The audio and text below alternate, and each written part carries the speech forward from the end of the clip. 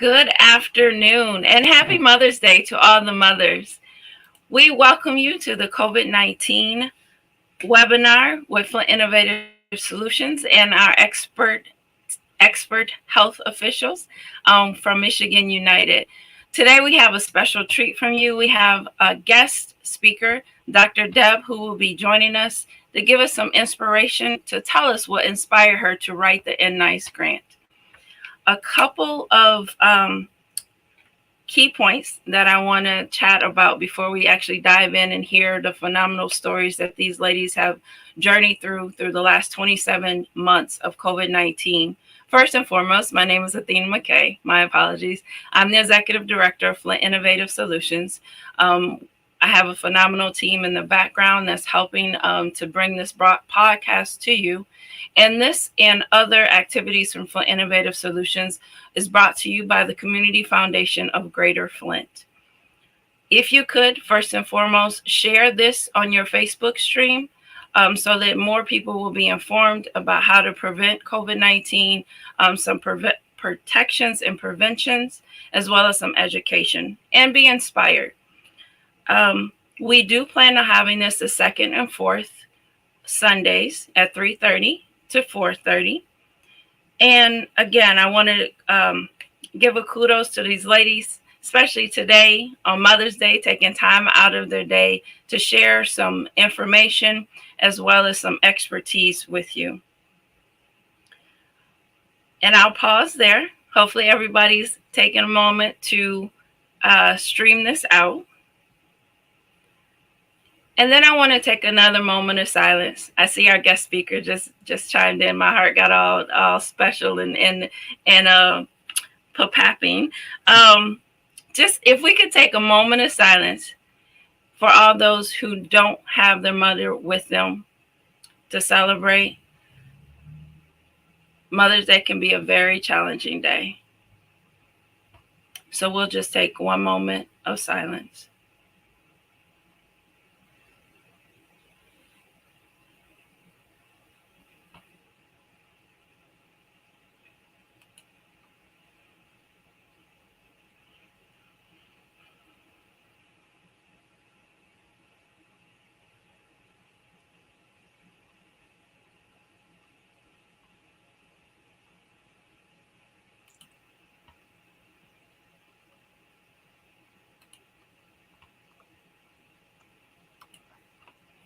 Thank you so much.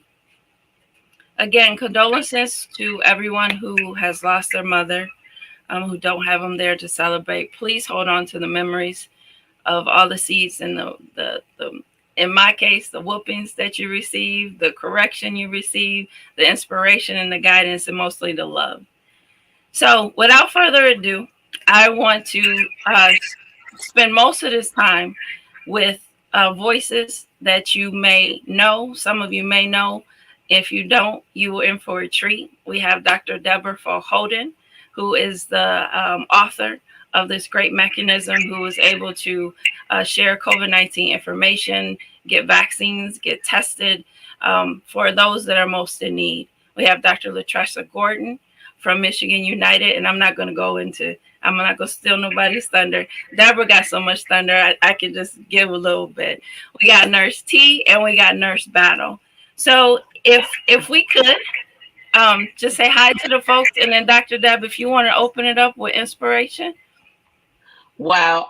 Anytime Nurse T is in the building, it makes me smile, because everybody knows if you've ever had a loved one dealing with something, it is our nurses who really, between nurses and social workers and community health workers, we are covered on all fronts. So every time I see Nurse T, I can't help but smile. So hi, Nurse T, and happy Mother's Day to all the mothers. I'm happy that we're having this conversation today because, as mothers, I think our biggest thing is to, protect and preserve and take care of our loved ones.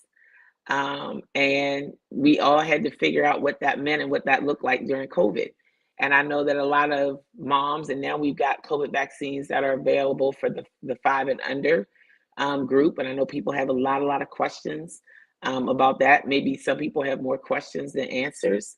And so I'm really happy to be able to do the work that I do which is basically to secure the funding and put my butt on the line with our federal partners to say, I trust that the people in this community can do the work and get credible, good information out to the people who need it, and that we can help people make informed decisions about the best things and the best choices for them and their family. Not because we have the answers, but we do have a lot of information, and we trust that if people have good information from people that they know and trust, that they can make the best decision for themselves.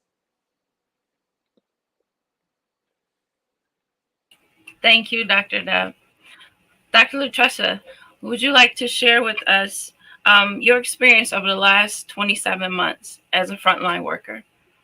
Hello, I am Dr. Michelle Spot. I am also I'm a registered nurse with my doctorate. So I've also worked in the hospital. I was on in the front line, and I worked in the recovery room. ER is my specialty.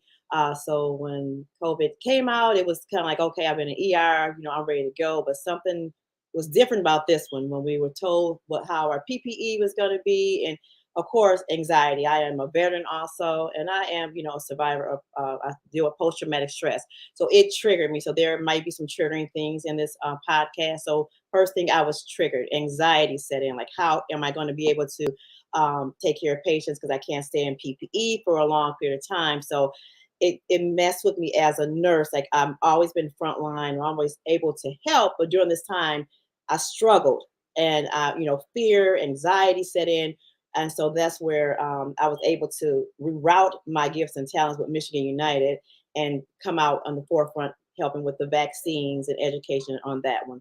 But of course, during that time, we had to take off our clothes. We had to separate from our family. So it was a period of isolation, anxiety, fear, everything that everyone else was feeling, but it was just, not saying ours was magnified, but we were right up close with, is this the day that I'm going to, can I get COVID? Will I not make it back to my family, or will I bring it back to my elderly mother or my grandmother and be, the cause of their demise? So it was a lot of uncertainty, but through prayer. And first thing that I did when I had my episode, as like, I sought out my a mental health provider through the VA to help me to cope during this time weekly, so I can process what was actually going on and actually try to help others, because I recognize the nurses were experiencing the same thing as soldiers, post-traumatic stress, as going through war. They were experiencing the same symptoms and exposure. So so that's basically where we are now. It's just just trying to support each other as nurses and mothers, and also our children. My children were fearful. My daughter, she's also a medical doctor, and she was maybe you need to retire. You have this going on. You're not I'm not old, but I'm not young to them. So it was just kind of a lot of it was a lot of uncertainty and fear during that time. But God's grace. Thank you. Thank you for your transparency and just being vulnerable to all of us. Yeah. Nurse T, and I'm sorry, and thank you for your service, not only in the military, but on front lines. Thank you. Hi, everybody. I'm so glad to be able to be a part of this great panel. And Dr. Deb, I just love you so much. Every time I see you, my heart lights up. So, during the time of when the pandemic first started, I was a nurse manager of a 50-bed unit.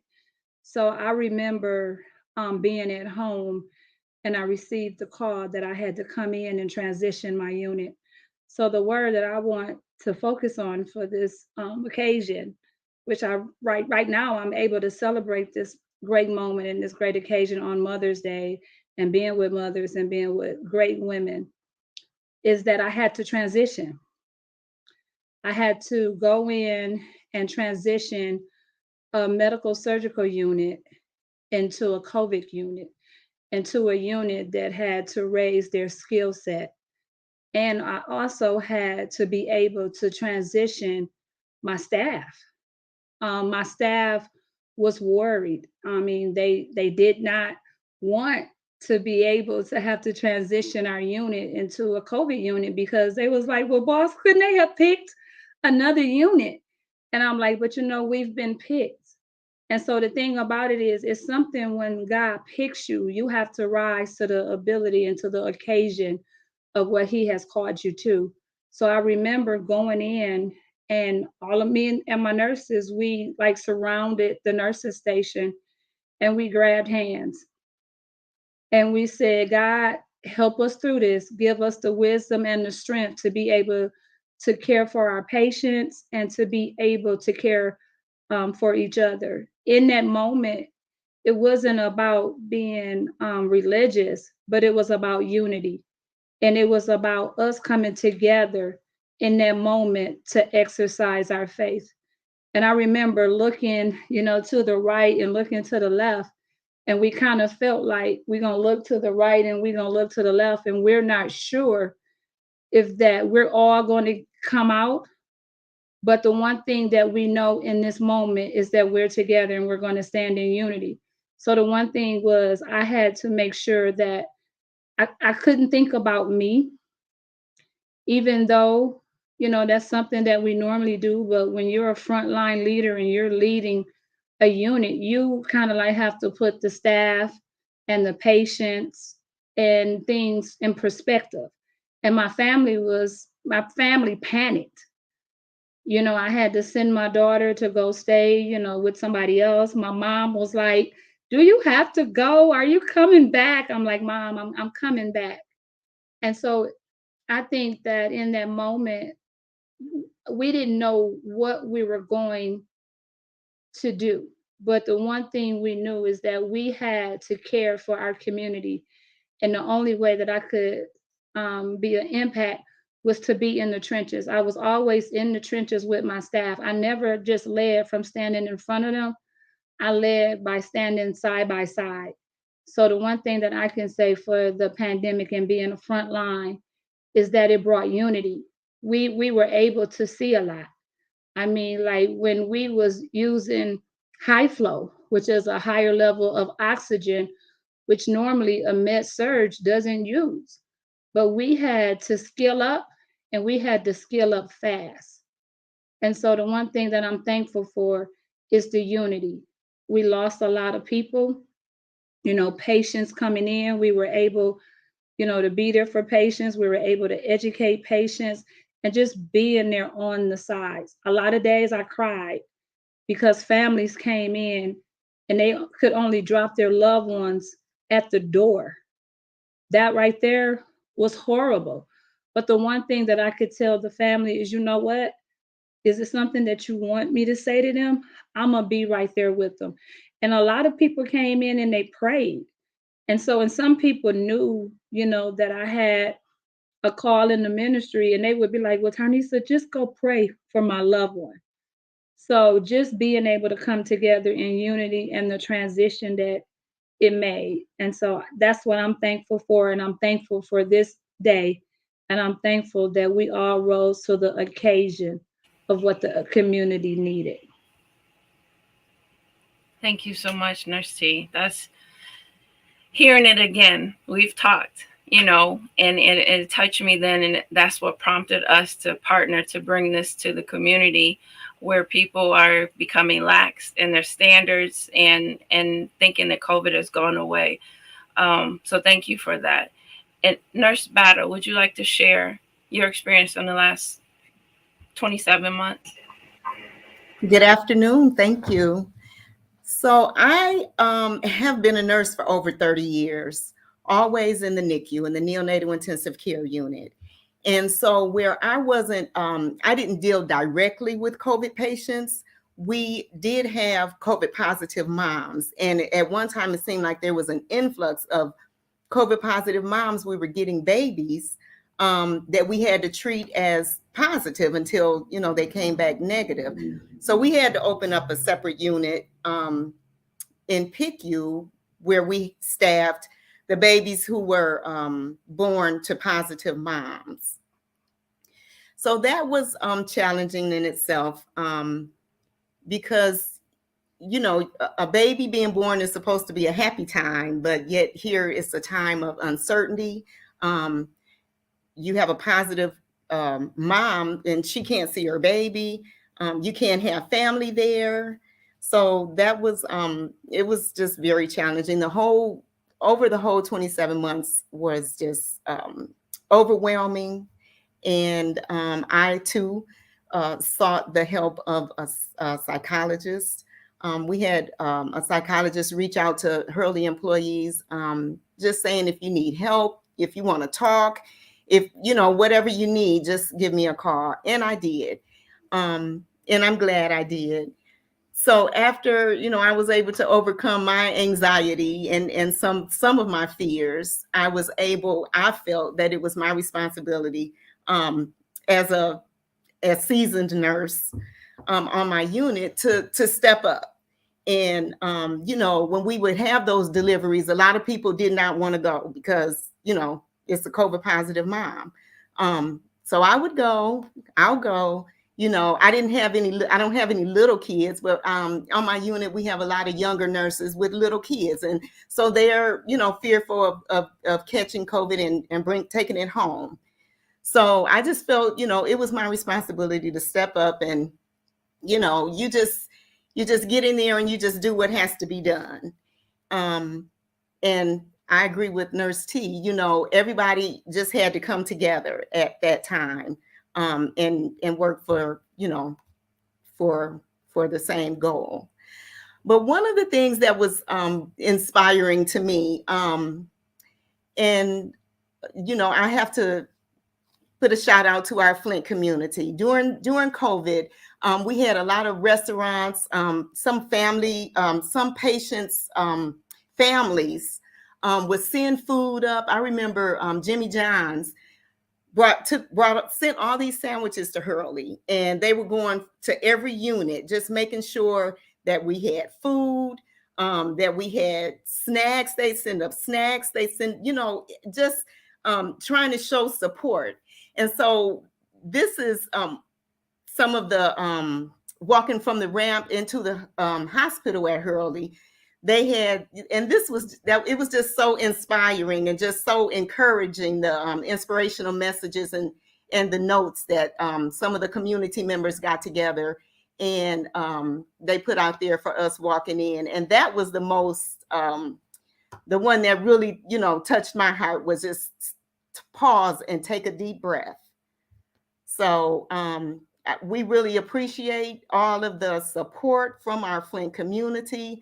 It gave hope, and it was just gave us a little strength and encouragement to keep doing what we were doing.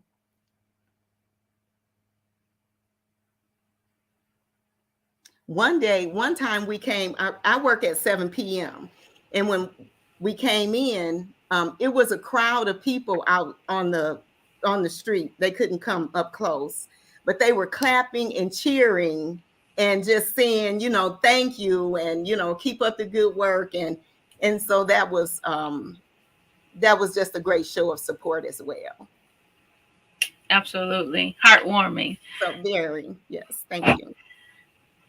So Dr. Deb, as we transition back to some nitty gritty, because we hear the hard work, the effort, the tears, the grit, and the sweat that these ladies have done tirelessly over the last few months. We're thinking about transition and unity. We transition into a piece for you, I would just encourage everyone in YouTube and Facebook land. You have some heavy hitters up here. Drop your questions in the chat and we can have them address them here.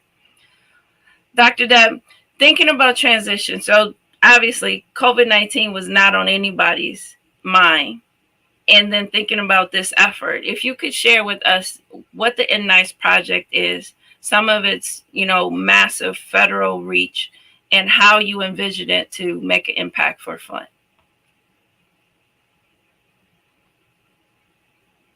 Yeah, and I'm on my phone. I'm trying to get my computer to work, but I'm just going to give up, and I'm just going to be here fully on my phone.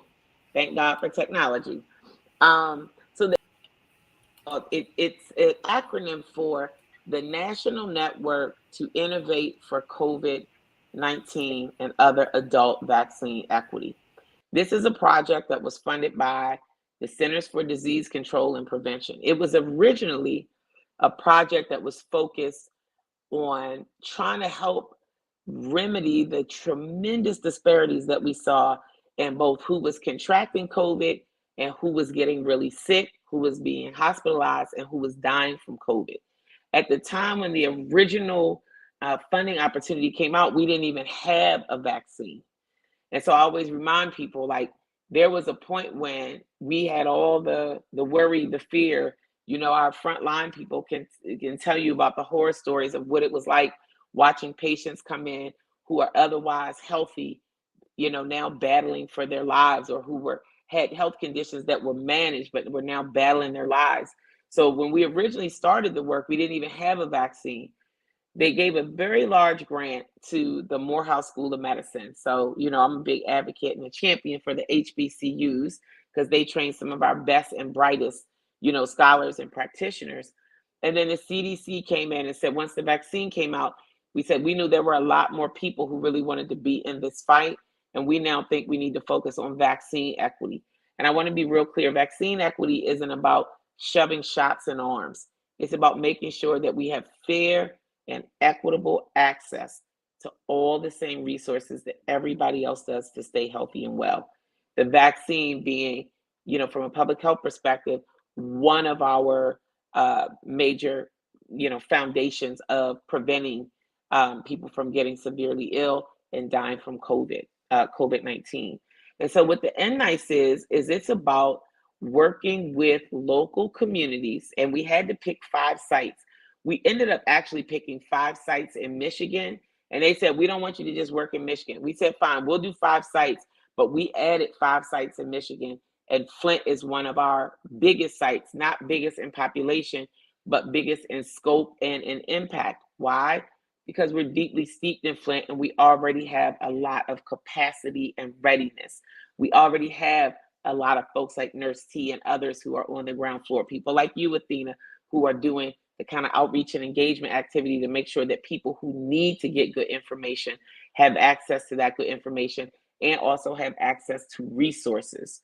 So what the NNICE is working as a part of this collaborative network that the CDC developed called Partnering for Vaccine Equity, to make sure that communities have the tools, have the resources. And when I say resources, I mean have the money to do the work to ensure that we have vaccine equity, not just for COVID, but for all adult vaccines. Because what a lot of people might not realize, COVID really, I think, elevated conversations for us around vaccines, particularly adult vaccines. I don't know about you, but I know outside of a flu vaccine, you know, most adults haven't gotten a vaccine since they were a child. But there's a whole adult vaccine schedule. And vaccines have saved more lives than most of our medical treatments and therapies and medications. And so the work of it is about putting the resources in the hands of grassroots community organizations to do the work to make sure that both for COVID and for other adult vaccines that communities have what they need, and that adults and parents and caregivers in the community have access to good and credible information also to make these decisions about whether or not to get the vaccine for themselves and whether or not to get the vaccine for their families. You said a mouthful. I know it was a lot. Sorry. No, I said, I cannot paraphrase that. I could try, I can attempt. I mean, we wrote the proposal, but I needed you, and I appreciate you taking time out. I want to say happy first Mama's Day. Is it your first Grandma's Day too? Second. It's your second. So this is my first. It's my daughter's first Mother's Day and my first Mother's Day as the mother of a mother, which is actually pretty cool. Something interesting happened. Yeah, I cared more about her Mother's Day than my own, because I know what it's like to be a mom, and she's a new mom. So I'm celebrating my daughter today because it's her first Mother's Day. Oh, Yeah. the baby, the grandma. Yeah, I know. Thank you. Let me open the chat, open the stream back up. Deborah, I know one of the things, as you mentioned, FIS is big on engagement. And we were at Hasselbrink Senior Center with Miss Beverly Lewis. She hosted a vaccine clinic, and it was after hours, and Michigan United was packing up, and we just got into I can't even, maybe Miss T or Latressa, you can describe it, but the energy was so radiant, and they had so much information. We said, because this was not in our original proposal, but I said, I need to take this information and make it widely available to the community, because there's some misnomers, there's some false information, and also the passionate information and the intelligence that these ladies have and others we wanted to share on a social media platform. I have a few questions that came in ahead of time and that I would like you guys to address. The first one, and these were kind of touchy, right? Because we know some people have high energy, not necessarily in a good way. But it says, what would you say to maybe a cold-hearted individual that say, as health care professionals, as a nurse or a doctor, you knew what you were getting into?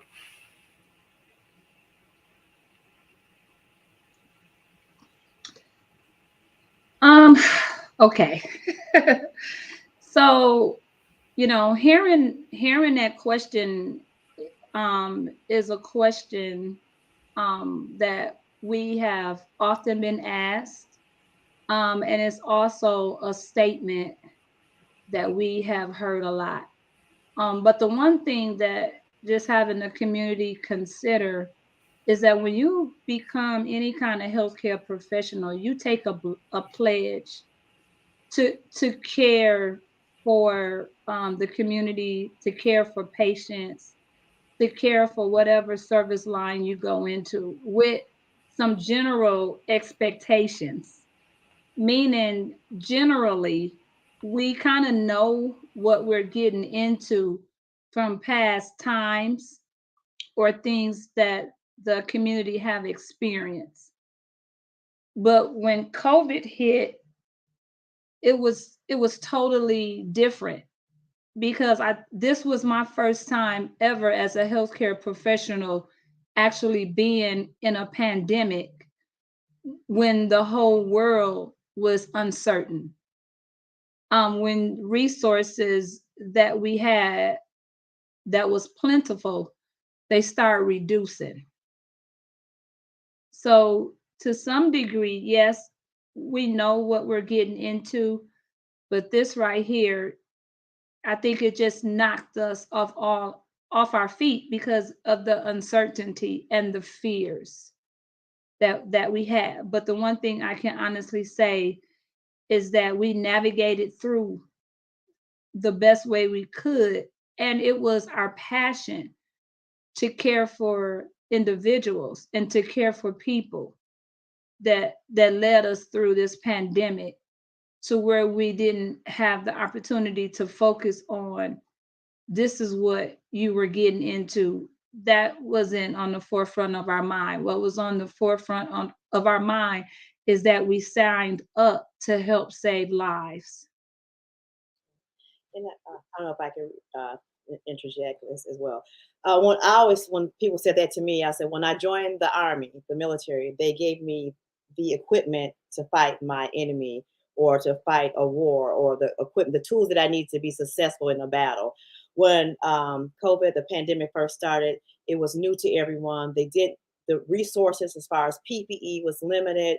So some of the staff were required to wear N95s for a whole week. Like as Nurse T said, the gowns they had, normally you would take a gown and you throw it away or you send it down to central processing where they can, sterilize the equipment. So we had to do a lot of makeshift things during this time that put healthcare providers more so at risk. So that was one of the biggest things that nursing and healthcare was, just saying, we'll take care. That's our job, to take care of you, to take care of your loved ones. But please, as we have to take care of ourselves, have the proper equipment, everything that we need, the staffing, the equipment, the resources that we need to adequately take care of you. But like you said, we were able to step up and to take care during this time. But we did lose some of our, our brothers and sisters in the medical field during that time because of the lack of PPE or unknown exposure, lack of testing when it first, the pandemic first started.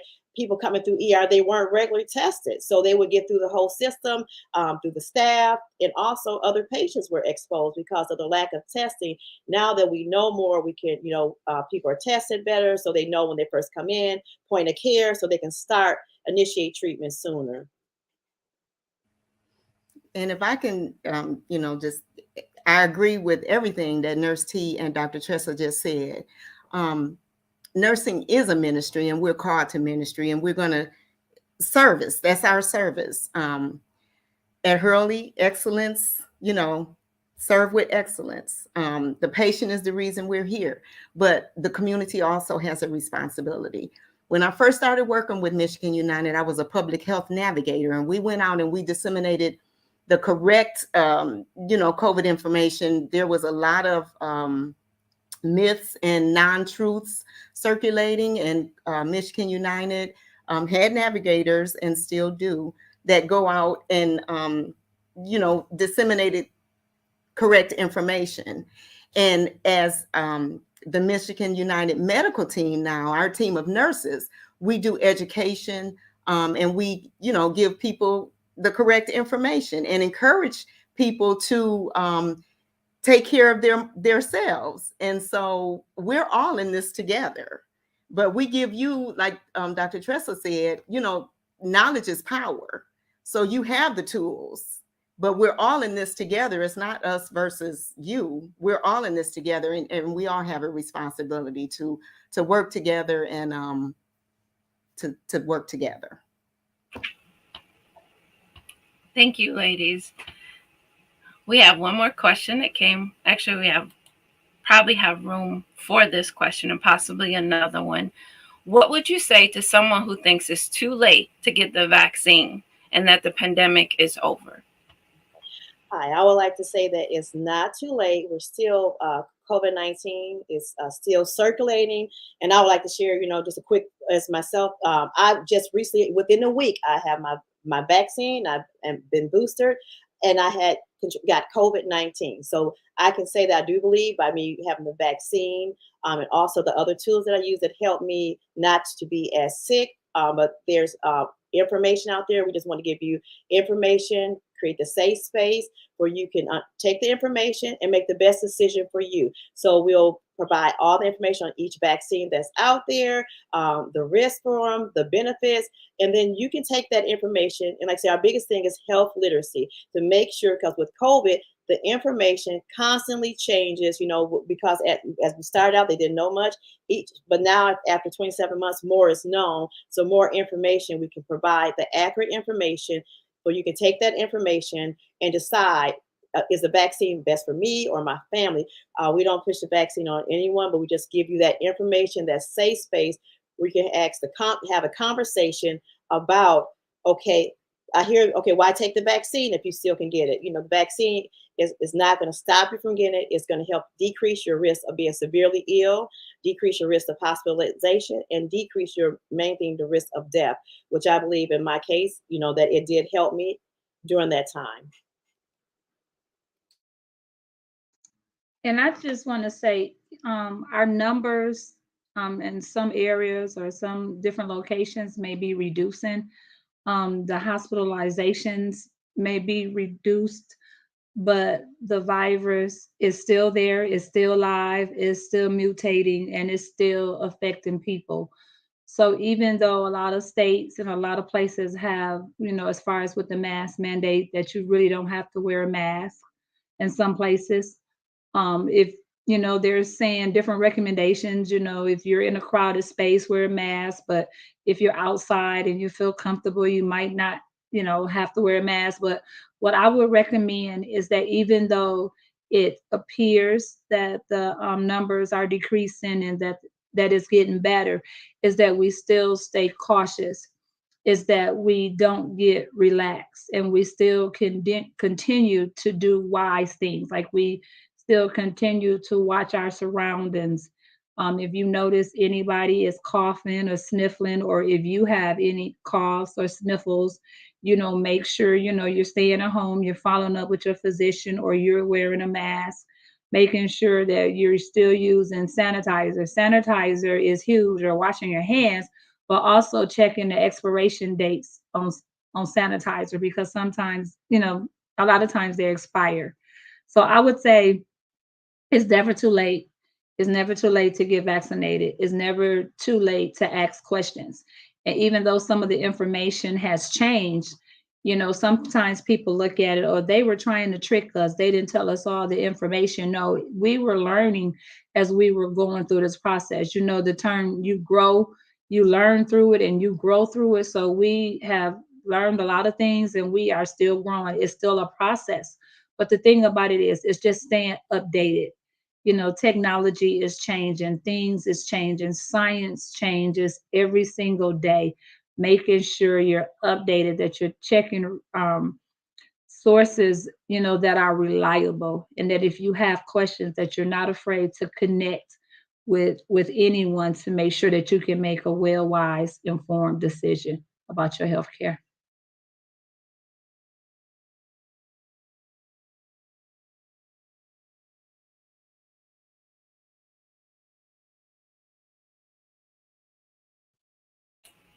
I don't see another question in the chat right now. Uh, and actually, Nurse T, you led into the next segment, which is, do you have recommendations for us to prevent infection? And did anyone want to continue and add anything to Nurse's T statement? I just want to add one thing is for the community, for myself and everyone, coming on and, taking it to the streets for us, by us, is we have to be real within our community. And we have to know what can happen and be realistic to what can happen, and not ignore things. And, like my grandmama used to say, you have to believe that fat meat is greasy, because regardless of what we say about it, it's greasy. So at any given time, anybody can be impacted. So we just always have to be, as the kids say, or as my son say, up on your game. You got to stay up on your game so that you will know how to make wise decisions. Up on your game. Get up on your game. Yes, ma'am. Yes, ma'am. Let me add everyone back again. Um, in our conversation as well, we talked about May. We're already almost halfway through this year, and we have May is Stroke Readiness as well as Mental Health Awareness Month. If you could show the slides really quick. Just we wanted to make sure that we provided you with some resources, not only with COVID-19, but also for your health, for your wellness as a whole. Again, May is Mental Health Awareness. You may know 1 out of 4 people will suffer from some form of mental illness in any given time. And I don't know about you, but these are some pretty sharp ladies and mothers on the call, but each one of them was vulnerable and transparent and shared that COVID-19 took a toll on us. They're trained for trauma. However, COVID-19 is a real thing and it's okay. The stigma of mental health, needs to be eliminated. Dr. LaTressa, here are some points that you wanted to share with folks. Yes, you might feel a feeling of isolation, anxiety, heightened anxiety, panic attacks, fatigue, anger, or depression. And first thing, like I say, when you feel those things develop, you have a support system at home, there's a support system at work, also support system through church or friends. But don't be afraid to seek out help. It's okay not to be okay. So just if you're feeling like I'm not okay, take a minute, step, just try to ground yourself. Like I say, most people don't want to admit that they have any type of issues, like they have anxiety. It's okay to have anxiety, depression, or to feel these things, but seek out qualified professionals to help you to work through these things. Like say your church, your friends, your pastor, a psychologist, a psychiatrist, and just seek out mental health service. And there's a multitude of services in Genesee County online as well to assist you. Thank you, ma'am. Also, Nurse T, you share with us that May is Stroke Awareness Month. Did you want to share some information here? Yes, I just want everybody to be sensitive to timing, to understand the acronym Be Fast. B is for your balance. If you're walking and all of a sudden you're feeling like you're tripping, that's not normal. It's not normal. You just don't just all of a sudden just lose your balance. So paying attention, that B is for balance. And then eyes, if you start noticing any drooping in your eyes or anything, that could be a sign that you're having a stroke. Your face, if there's any, your face start looking sideways or drooping or anything that's abnormal, that could be a sign of having a stroke. Your arms, you could have full activity of your arms, and then all of a sudden there's a change. You can't lift your arm, or you start feeling some tingling, some numbness. And your speech, if your speech becomes slurred, or you can't get your words out, or you're trying, you can think about it in your mind but you can't get it out. And then time, just being familiar with the acronyms. Be fast. The sooner you get to the medical center, the better your results will be. A lot of times what we do in the community, I'm just going to be real. In my community, in my family, they say we're not having a stroke. We can wait. We can drink some water and go lay down. Every time I hear that, I'll be like, water is not the answer to everything. Yes, water will help keep you hydrated and our body need it, but we cannot just drink water and go lay down and think that everything is going to be okay. Please be sensitive to the information and the timing.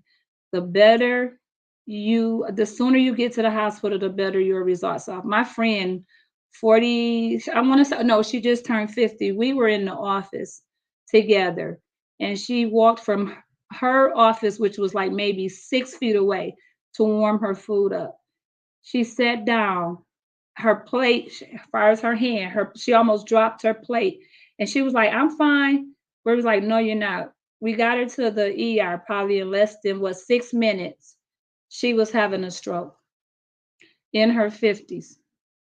So it's real. Having a stroke is real. There's no age limit. It can happen to anybody. Being mindful, just being mindful of the symptoms and knowing how to successfully take care of yourself. Can I add something to that, Athena? Yes, please. And I love it that we're talking about stroke too at this time of season, because we've spent a lot of time on COVID, and I think that's important work. But more of us will be dying of stroke or living with the long-term consequences of stroke in the long run. I had a very dear friend who's a physician who had a stroke about 3 weeks ago. And he's from Baltimore. And I always joke and say that people from Baltimore talk with what I call the marble mouth. They don't enunciate real strongly. They say, oh, he called me. What you doing up there? Blah, blah, blah. I'm like, but boy, enunciate. I can't understand you. He's 35 years old. He works out every single day. He's in peak physical condition. He eats really well, really clean, really healthy. And we were talking, and his speech was so bad, I literally could not understand him. And my mind would have never went to a stroke. And I said, listen, it's late and you doing that Baltimore marble mouth. I literally cannot talk to you because it's taking me too much energy to try to understand what you're saying. And he said, man, I'm tired. I'm going to go to sleep and blah, blah, blah. I said, okay, fine. And he called me the next morning. And he sounded the exact same. And I regret in hindsight because I know the acronym Be Fast. Now I can't look at him, right? When my mom had a stroke, I did what Nurse T said. I only knew fast back then. I liked the Be Fast, the balance in the eyes. I asked my mama to smile. And when she smiled, I noticed half of her mouth didn't go up the way the other half did. That's how I noticed she had this partial face paralysis. And when I talked to my friend the next morning, who is a 35-year-old male physician with no pre-existing health conditions that we knew of at the time, I said, something is wrong. And I said, can you raise both your arms? And he said, yeah. He said, what are you doing? I'm a doctor. I said, raise both your arms. I said, is one of them a little lower than the other one? He said, oh my God, I think I might have had a stroke. He had gone to work the day before and he ended up going, he works at the Mayo Clinic. He went to work. And in fact, he had a stroke. We got the CAT scan. He's got a lesion. Now he's still dealing with some left side deficit. If he had not gone and gotten treatment when he did, God only knows how that would have gone.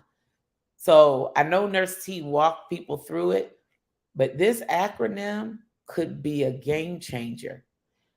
There is what they call a clot buster, a clot busting drug called TPA.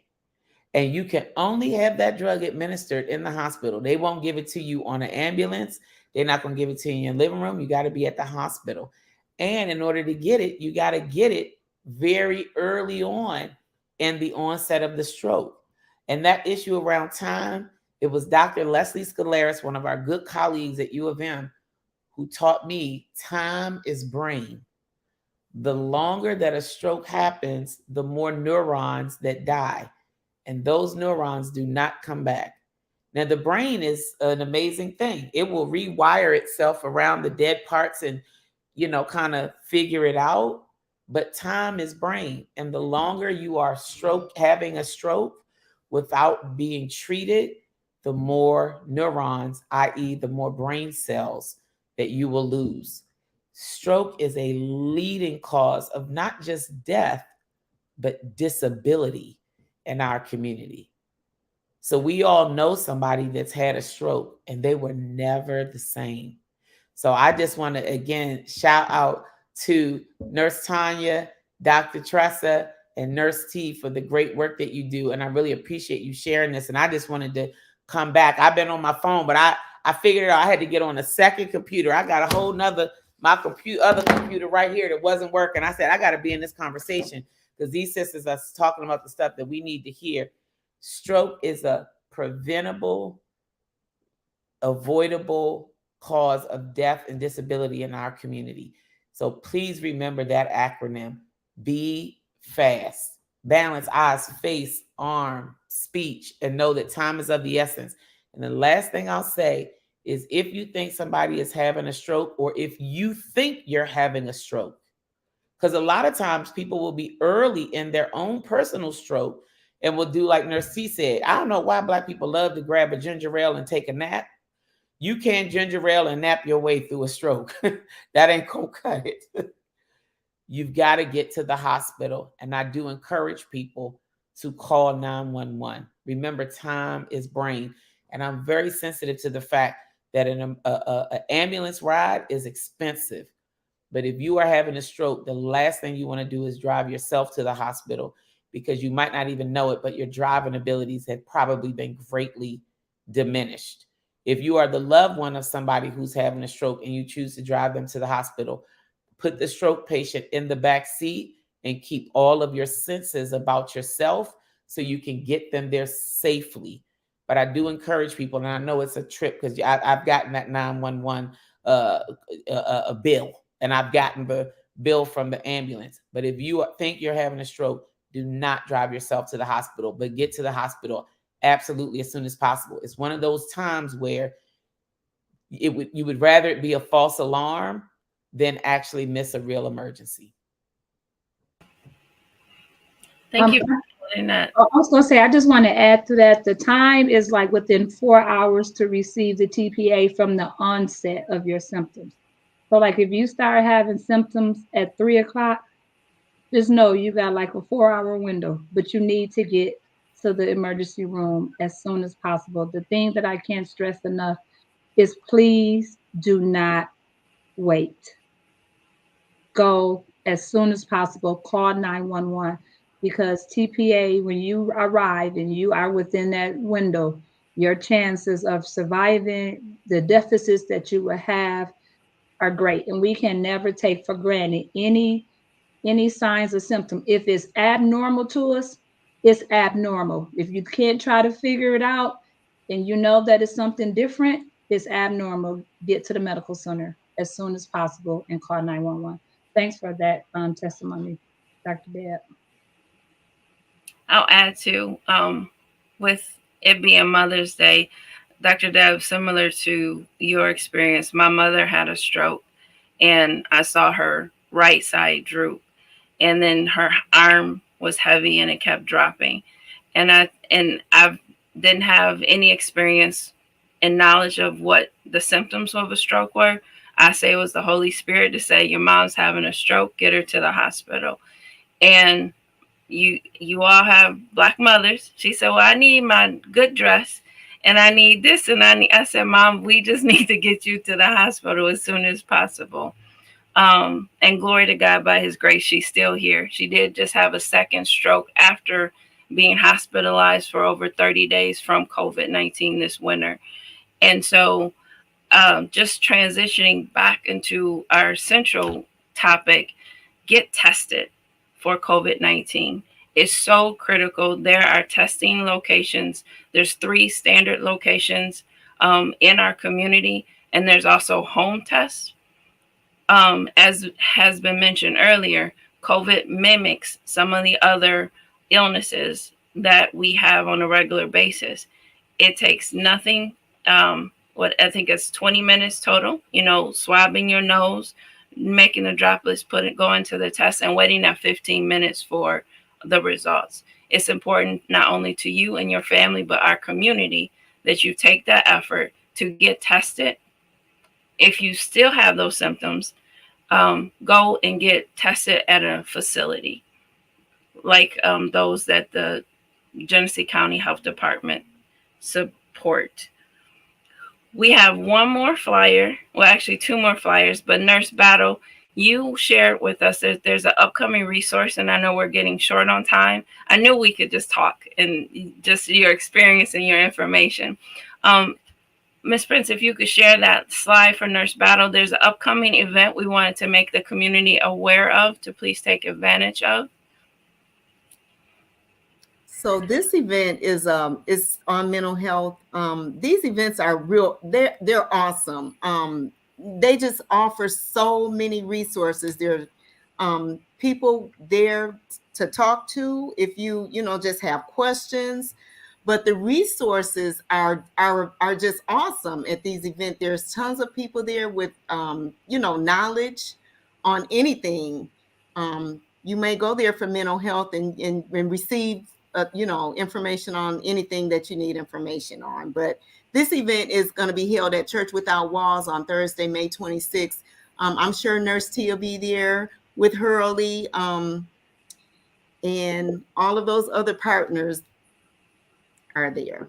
So come on out, and it's just awesome, the resources that are available. This is amazing. So this is Thursday, May 26th from 12 to 4 at Church Without Walls. They're at 6202 DuPont Street in Flint. There's also a number there. We'll post this flyer on Flint Innovative Solutions site, but you see a host of resources and community organizations serving you with resources. I wanted to end with our resource time with the next flyer from GHS. As we talked about mental health, all of us have some level of stress that we're dealing with. They do have walk-in services. They also have video chat services for you to get that help. Break through that stigma. Be the bold and brave person that seeks to help not only for you, but your family and your community. The number for urgent care, if you have some type of crisis with you and or your loved one or even a neighbor, you can call 496-5500 for information and help about being overwhelmed from stress, distresses from COVID-19, and mild health symptoms, and then those urgent medical issues. As we know, it's not always wise to call 911 in our community. So this is another resource that you can call if you have a loved one or a neighbor or another person that you can tell is distressed. Calling GHS, Genesee Health System, to help mitigate through that situation. We have about 5 more minutes before we wrap up. I would like to toss it back over to each one of you ladies for any closing statements, and also invite everyone to come back in 2 weeks, which will be May 22nd at 3:30, to join and get more information as we take it to the streets, having healthy conversations for us, by us, about COVID-19 and beyond. And whomever would like to, Nurse Battle, would you start us off with any closing remarks? Sure. Next week, you know what, Athena, I just really want us maybe next week to talk about where that name came from, taking it to the streets. And I think you would be fascinated by that story. But I just want to say, thank you. Please tune in next week.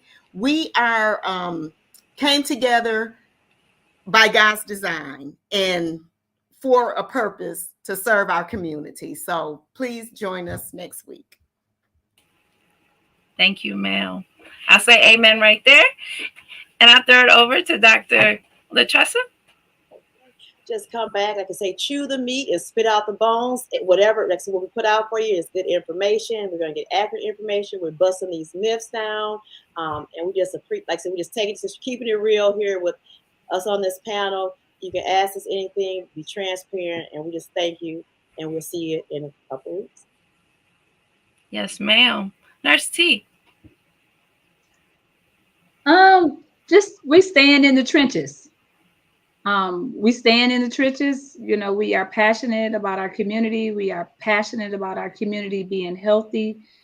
And it just does my heart good to see us come together as Black women, as Black professional women, and to be able to have some trailblazers in front of us. So I just thank God for, I love Dr. Deborah for holding. I just thank God she is a blessing to so many people, and to be able to be on a panel with her, but also to be able to feel her passion for the community and to be a role model for us is just magnificent. This is things that we as young Black girls dream of, so give her flowers, while she's here. She's our shero. And a lot of times we don't have the opportunity to share that. But when you see a sister that's doing good and she's moving forward, and she's, like she said, she's preserving and protecting the community, we applaud that. So I'm thankful for that. And I'm thankful for this panel. And thanks, Athena, for your diligence and your obedience and giving us this opportunity. Absolutely. Well, I'm going to go ahead and just black out the screen and give the floor over to the Dr. Deborah Forholden to close us out with as always, inspiration, truth, and knowledge so that we can continue on this journey. Yeah, so thank you for having me, and thank you for calling me, because I love the city of Flint. I'm in New York right now, and you all might know that I've accepted a new position as the dean of the NYU School of Global Public Health. So NYU might have my butt, but Flint got my heart. So I hope y'all all know that. I reflect back on that first question that got asked. called These Folks Know What They Signed Up For. What I will say is, Nurse T is somebody's mama, somebody's partner, somebody's daughter. No one signed up to put themselves in harm's way. No one signed up to be overworked and underappreciated. And I love this idea that we're all in it together and taking it to the streets, because in reality, you are the captain of your own ship and the master of your own destiny. I just encourage people during this time of what might feel like great uncertainty to stand firm and be your own lighthouse for your own health. And people say, well, Dr. Deb, what does that mean? What does that look like? So I want to leave y'all with 3 very basic things that I'm practicing myself that I'm asking you all to practice. 3 things to take the reins of your own health right now. The first thing is to eat the highest nutrient dense diet that you can afford. Nutrient dense foods are typically the foods that don't have labels on the back. So not a bag of chips. It's things like apples and bananas and lean meats and healthy grains. It's typically the things that don't have nutritional information on the back. They're whole foods. The second thing is to move your arms and legs every day for 30 minutes. And I always tell people I mop the floor like no one's watching. So move your arms and legs for 30 minutes every day. Go for a walk. It's getting warm now. Mop your floor like nobody's watching. Put your favorite mix on, dance around. It's Sunday. Do some praise and worship dance. You can put on your favorite gospel song and praise the Lord with your arms and legs. Just get that heart rate up every day for 30 minutes. And then practice good sleep hygiene. Sleep is our body's chance to restore and refuel and replenish itself. If people would just take those 3 things on, I would love to see what we could accomplish in just 2 weeks with people doing those three things. And then maybe the next time we'll also talk about being mindful and tending to your heart and your soul and your spirit. We all deserve that. Living long and living well and living prosperous is a birthright. It's not a privilege. It's your God-given birthright. And we all deserve that. Thank you, Athena. Thank you, Dr. Deb. Thank you, Nurse T. Thank you, Dr. Latressa. Thank you, Tanya, Nurse Battle. You all were phenomenal. I'm so glad that we took time out of our Mother's Day to celebrate each other, to celebrate other mothers, and to journey on in good health.